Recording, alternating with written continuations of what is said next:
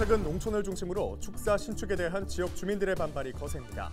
안동에서도 기업형 축사로 인해 주민들이 농지 훼손과 악취 등의 피해를 입고 있다며 허가 취소를 요구하고 있습니다. 대구시와 한국자산운용이 산업단지 지붕과 유휴부지에 3조 원 규모의 민자를 투자해 태양광 발전시설을 설치하기로 했습니다.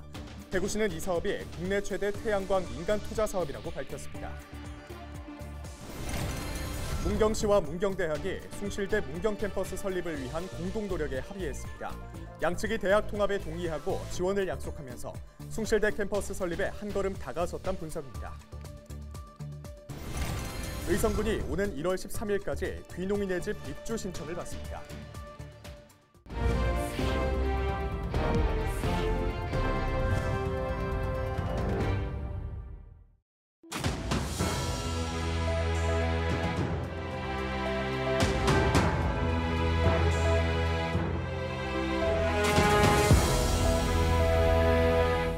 여러분 안녕하십니까? 헬로TV 대구 경북 뉴스입니다. 최근 농촌을 중심으로 축사 신축 허가가 잇따르면서 해당 지역 주민들의 반발이 거센데요. 주민들은 축사로 인한 농지 훼손과 악취 피해 등을 이유로 허가 취소를 요구하고 있습니다. 보도에 이하영 기자입니다. 안동시 북후면의 한 마을, 도로를 따라 기업형 축사가 늘어서 있습니다. 축사단지에서 멀지 않은 들판에는 소 300마리를 사육할 수 있는 5,000제곱미터 규모의 대형 축사가 지어지고 있습니다. 주민들은 그동안 동네 입구에서 운영되고 있는 기업형 축사로 인해 고통을 받아왔다며 더 이상은 참을 수 없다고 밝혔습니다. 이 정책이 농민을 위한 정책인지 소유사를 위한 축사분들을 위한 농업 정책인지 이 마을 자체가 농지 정리를 했는데 이 농지 정리가 길 넓혀지고 좋아지니까 소 축사 같은 걸 하기 쉽다고 들어오니까 이 마을 사람들은 못 사는 거죠. 이 같은 상황에 인접한 농지에 또 다른 축사 신축 허가 신청이 접수되면서 마을 주민들이 반발하고 있습니다. 주민들은 농어촌 공사를 찾아가 용수로를 축사 진입로로 이용할 수 없도록 사용 승인을 불허해달라며 축사 반대 시위를 이어가고 있습니다. 현재 안동시 가축사육 제한구역 조례에는 500m 반경 안에 3가구 이상이 살고 있으면 소 축사를 설치할 수 없습니다. 하지만 이 조례는 지난달부터 적용돼 이미 허가를 받은 축사는 신축을 막을 수 없다는 게 문제입니다. 그리고 저희가 당연히 이제 인허가 사항이나 이런 거 진행을 했을 때 위법한 사항이 있었으면 저희가 이제 당연히 불허가 통보를 내던가 이런 사항이었는데 그런 게 이제 없었기 때문에 저희도 허가가 진행이 된 거기 때문에 그런 위법 사항은 아마 법적으로는 아마 없는 걸로 제가 판단은 되거든요. 거리 제한이나 규정상의 문제가 없다는 이유로 축사 신축이 계속되면서 악취와 농경지 훼손 등 각종 피해는 주민들이 고스란히 떠안을 수밖에 없게 됐습니다. 헬로TV 뉴스 이하영입니다.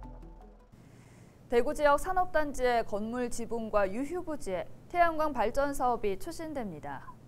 대구시는 12일 한국자산운용 성서산업단지관리공단과 스마트산단 지붕형 태양광 프로젝트 업무 협약을 체결했습니다. 이 사업은 대구 도시 면적의 15%에 달하는 산업단지 지붕에 태양광 발전 시설을 설치해 신재생에너지 시설을 보급하고 탄소 중립 선도 도시를 건설한다는 내용입니다. 대구시는 태양광 발전 설비가 1.5기가와트 규모로 신고리 원전 1.5기의 발전 용량 수준이라며 연간 온실가스 배출량 95만 톤을 감축하고 전력 자립률도 현재 17.1%에서 30%로 높아질 것으로 기대했습니다. 대구시는 참여기업에 대해 노후 성면 슬레이트 지붕 무상 교체, 기존보다 높은 임대료 지급 보장, 전기차 충전기 무상 설치 등 다양한 인센티브를 제공할 계획입니다. 지난 10일 문경시와 문경대학이 숭실대 문경 캠퍼스 설립을 위한 공동노력 확약서를 체결했습니다. 확약 내용에는 숭실대학교와의 통합에 동의한다는 것과 대학 통합에 따른 문경시와 문경시의회의 행정적, 재정적 지원 등이 포함됐습니다. 문경시 관계자는 숭실대학교 문경 캠퍼스 설립에 한 걸음 더 가까워졌다며 앞으로 숭실대와 문경대 간 합의각서를 성사시키겠다는 뜻을 밝혔습니다. 의성군이 1월 13일까지 귀농인의 집 입주 신청을 받습니다. 귀농인의 집은 귀농인들이 영동 기술을 습득하고 안정적인 정주 기반을 찾을 수 있도록 돕기 위해 운영됩니다. 입주 대상은 귀농을 희망하는 신규 농업인으로 인근 마을의 주택 부지 또는 농지를 확보했거나 귀농인의 집에 거주하며 주택과 농지를 확보해 의성에 정착하고자 하는 만 65세 이하 예비 귀농인입니다. 입주 계약은 12개월 이하로 심사를 통해 1회 계약 연장이 가능합니다. 경북교육청이 2023학년도 공립유치원과 초등학교, 특수학교 교사 임용 후보자 선정 경쟁시험 1차 합격자를 발표하고 2차 시험 계획을 공고했습니다. 1차 시험에서는 선발 예정 인원의 1.5배인 576명이 뽑혔으며 유치원 69명, 초등학교 478명, 유치원 특수학교 6명, 초등 특수학교 23명 등입니다.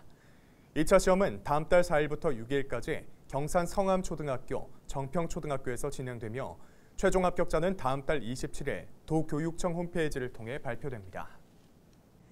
한 주간 발생한 뉴스를 재정리해보는 시간입니다. 지난 한 주 동안 주요 이슈는 뭐가 있었는지 이상원 뉴스민 기자를 통해서 이야기 나눠보겠습니다. 네, 화상으로 연결해봅니다. 안녕하십니까? 네, 안녕하십니까. 뉴스민 이상원 기자입니다. 우선 지난 한 주 동안 발생한 주요 이슈부터 종합해 주시죠.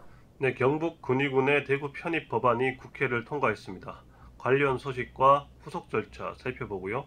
대구시가 추진하는 대구의료원 기능 강화의 윤곽이 드러나고 있다는 뉴스도 전해드립니다. 끝으로 내년도 대구시 예산안을 심사 중인 대구시의회가 상임위에서 신청사 설계비를 전액 삭감했는데요. 그 내막도 짚어보겠습니다. 내년 7월부터 정말 경북 군위군이 대구로 편입됩니다. 법안이 국회에서 처리됐죠. 네, 지난 8일 대구광역시와 경상북도 간 관할구역 변경 법률안이 국회 본회의를 통과했습니다. 네. 2020년 대구 경북 통합신공항 이전지 선정 과정에서 군위군의 대구 편입이 신공항 사업의 선결 요건처럼 합의된 후 2년 만에 법안으로 현실화됐습니다. 법안은 재석 233명 중 218명이 찬성해 통과됐는데요. 국회 다수당인 더불어민주당은 큰 반대가 없었고 논의 초반 반대 여론이 있던 경북지역 국회의원 일부도 의견 합치를 보면서 문제없이 법안 처리가 이루어졌습니다. 김진열 군위 군수는 직접 국회를 찾아 법안 통과를 지켜본 후 국민의 염원이 이루어졌다고 말했습니다. 법안이 통과되면서 군위군의 편입 절차가 시작될 텐데 후속 절차는 어떤 게 있을까요? 네, 대구시는 군위군 편입 절차를 수행할 군위군 편입 실무 추진단을 조직했습니다. 행정부시장이 단장을 맡고 시민생활반, 산업총괄반, 공간개발반, 교육문화반 등으로 구성돼 세부적인 추진 계획도 세웠습니다. 내년 7월부터 법률이 적용되기 때문에 해야 할 일이 한두 개가 아닌데요. 편입에 따른 자치법규 정비가 필요하고요. 군위군 국공유 재산을 대구시가 인수하는 절차도 진행해야 합니다. 주민등록, 인감 등 19개 분야 72개 종류의 서류를 정리해야 하고 각종 표지판도 수정해야 합니다. 시내버스 노선 정비, 경찰서, 소방서, 학교 등의 관리 주체도 대구로 이관하는 조치가 진행되어야 합니다. 네, 대구시가 추진하는 대구의료원 기능 강화 방안에 구체적 윤곽이 드러났다고요? 네, 대구시가 추진하는 대구의료원 기능 보강 사업이 늦어도 내년 3월이면 1차 성과가 확인될 것으로 보입니다.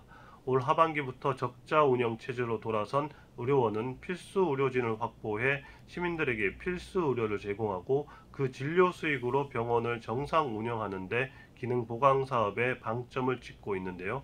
필요한 의료진은 내년에만 16명을 충원할 계획으로 신경외과 등 필수 진료과 의료진 파견 협의가 경북대병원과 거의 마무리된 상태로 확인됩니다. 의료원은 현재 36명의 전문의를 2024년까지 68명까지 확보한다는 계획입니다. 의료원장은 의료진 확보를 통해 의료원이 할 수 있는 응급의료를 수행하면서 종합병원으로서의 역할을 해낼 수 있도록 하겠다고 강조했습니다. 마지막으로 대구시 예산안을 심사 중인 대구시 의회가 상임위에서 신청사 설계비를 전액 삭감했다는데 그 이유가 뭔가요? 네, 신청사 부지 일부 매각 문제를 둔 대구시와 대구시의회 간 갈등이 이어지면서 그 불똥이 설계비로 튀었습니다. 대구시의회 건설교통위원회는 지난 1, 2일 소관부서에 대한 예산안 예비심사를 마쳤는데요. 그 과정에서 대구시가 편성한 신청사 설계비 130억 4천만 원을 전액 삭감했습니다. 대구시가 신청사 부지 중 일부를 매각하는 걸 전제로 한 설계를 진행할 것으로 전해지면서 부지 매각을 반대하는 의원들이 의견을 모은 겁니다. 13일까지 예산결산 특별위원회 심사가 남았지만 이 과정에서 삭감 예산이 부활할 가능성도 현재로선 낮아서 홍준표 시장이 추진하는 부지 매각이 난관에 부딪힐 것으로 전망됩니다. 자, 오늘 주간 이슈 점검 여기까지 듣겠습니다. 이상원 뉴스민 기자, 고맙습니다. 네, 감사합니다.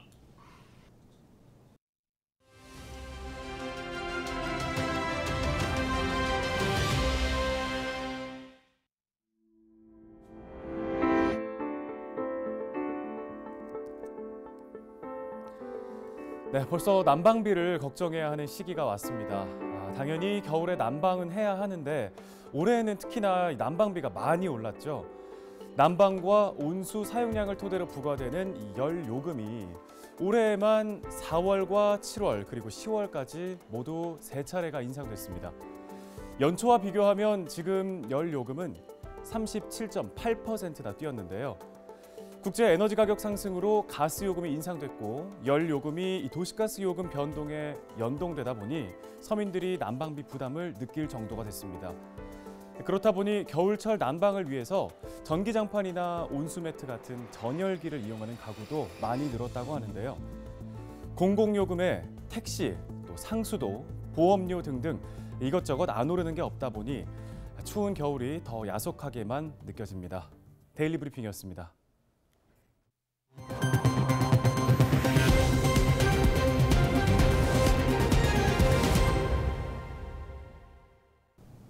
영천 시안미술관에서 지폐를 벗어난 마녀들 전시회가 열리고 있습니다.